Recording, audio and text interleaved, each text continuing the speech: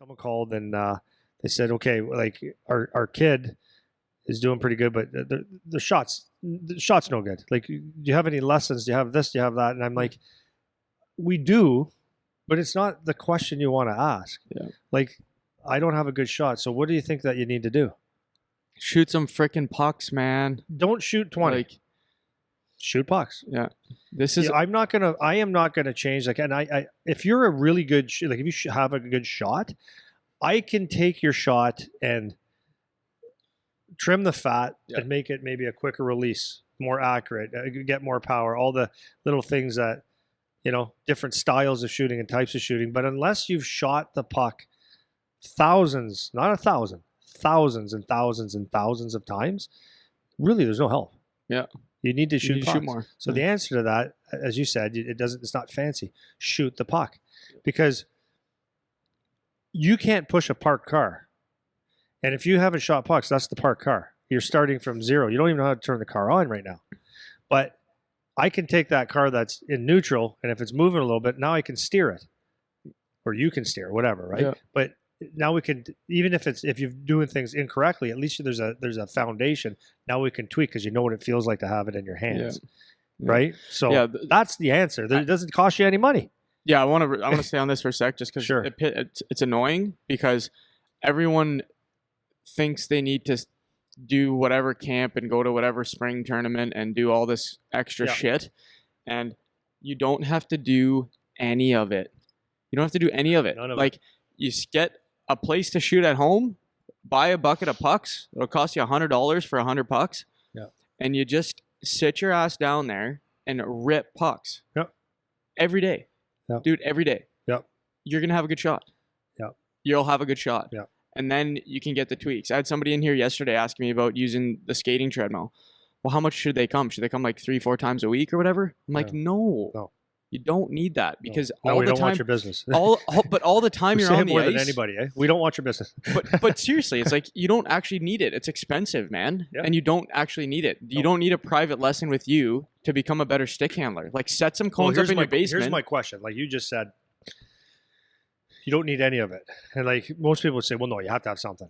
Okay, so I'm going to ask you a question. I want you to give me your honest answer. Yep. I know I'm 53 years old now, but how would you describe me as a skater? Like you're a really good skater. Okay. Absolutely. No question. You know how many skating lessons I took? 0. That's not true. I took a couple. When I was 7, my parents put me in power skating with no stick, and I hated it. And we learned how to slide on our frickin' bellies and stuff with this Mrs. Pascal. Yeah. And I hated it. We did that for 4 weeks, I think it was, and never went back to a power skating thing in my life. How do I shoot a puck okay? Yeah.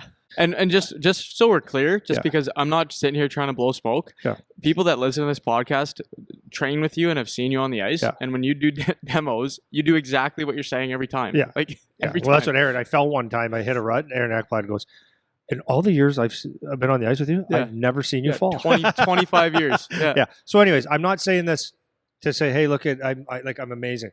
I'm saying this because I want people to understand this. Guess how many shooting lessons I took in my life? None. 0. Yes. Not 0. one. Not one person ever showed me how to shoot a puck in any way, shape, or form. Yeah. Okay. So there's that. What type of stick did I have? I had a piece of lumber, and every time my dad bought me a stick at the corner store, it had a different curve and it was a different brand. So it wasn't the stick, right? I bought the skates that were second, third tier level, not because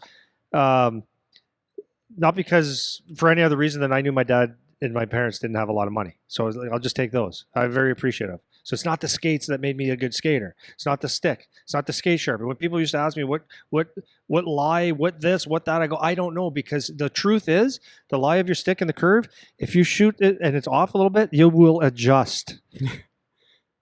If the profile on your blades are a little bit off and you're not normal to it, you will adjust. It's not the end of the world. So all these excuses and all these reasons that people have of why things aren't going so well, or I need this, I need that, is because you didn't put the time in, man. That's it. And it's like, and when you talk about the stick thing, because that's what we're talking about today, how are my hands? Chicky, man. Pretty freaking good. Right. So, and if you don't believe me, go to our site and start watching some of the stuff, and you'll say, "Oh, this guy actually knows what he's talking about." How many lessons of stick handling did I take? Can you answer that question? Or no, a guess? -3 lessons. Zero. Yeah. Never ever been shown one thing about stick handling. Everything has been self-taught and through my experience. Yep. So when we say to someone that you don't need all this stuff, it's because you don't need it. You know what I mean? Yeah. Well, of course you know what I mean. But it's just the truth. So that's why I get like a little bit. So the theory now is that everyone needs to have their, like, this is, you hear it even from NHL guys. You know, who's your trainer? You need to get more specific, blah, blah, blah. Bullshit. It is. It's all bullshit. Yeah. It's bullshit. You need a good trainer. Like if you're going to go to the gym, someone like you would be very, very beneficial. Is it absolutely necessary? No. But very, very beneficial. It would help you. That, like, the gym part would help you because designed right, done right, and babysat a bit, you learn the thing. You do it for a couple years with you. If you're still here after 5 years and depend on you, then you should just quit because you don't have it inside you to learn. You should learn the stuff and ask questions, right? Dalton Proud. Yeah.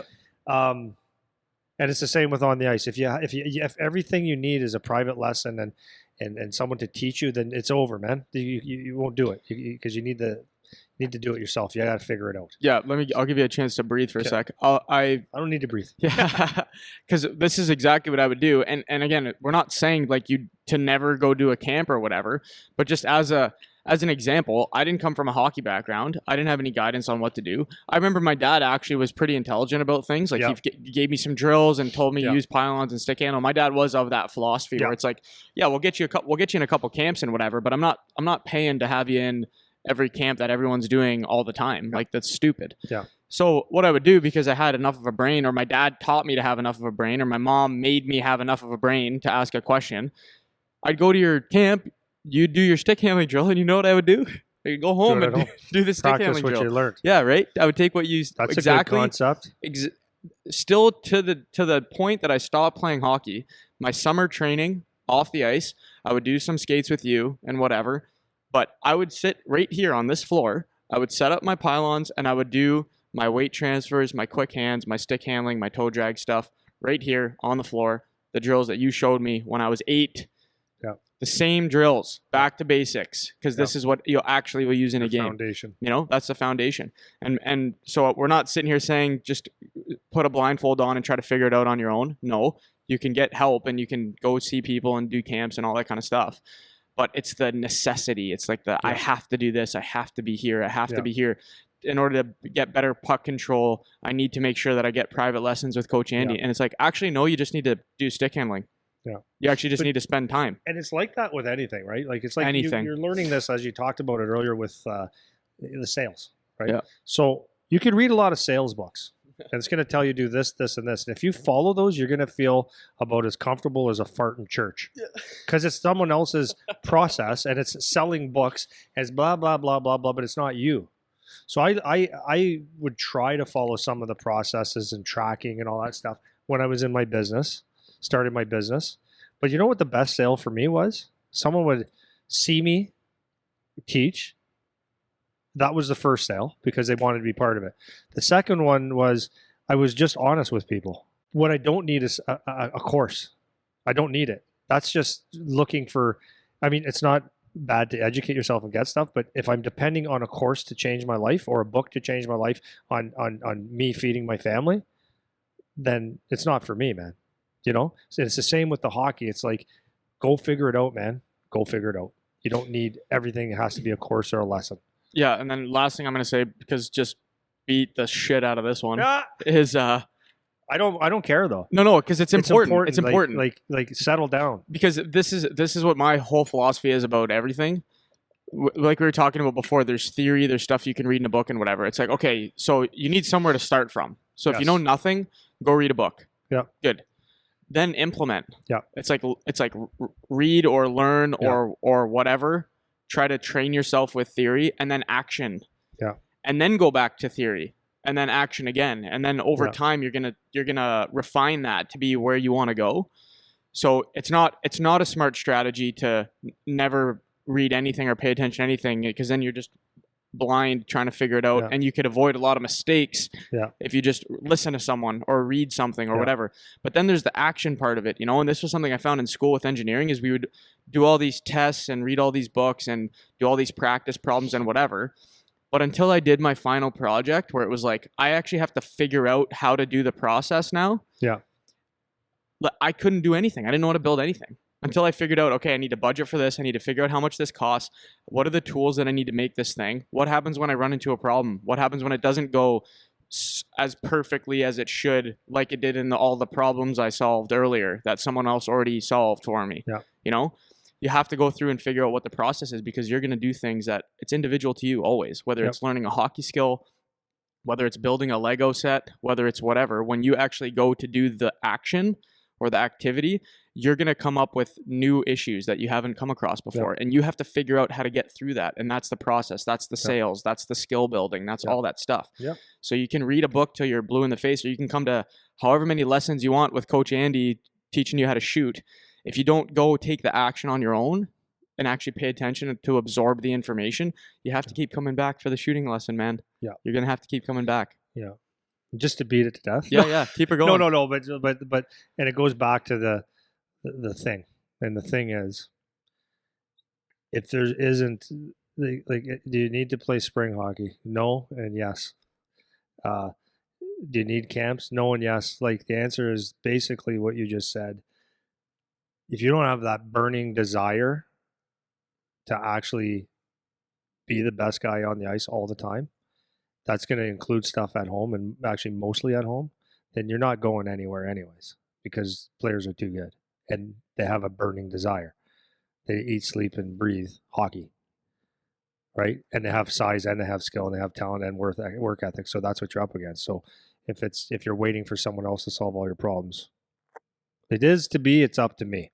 That's my quote for the day. If it is to be, it's up to me. I got to figure it out.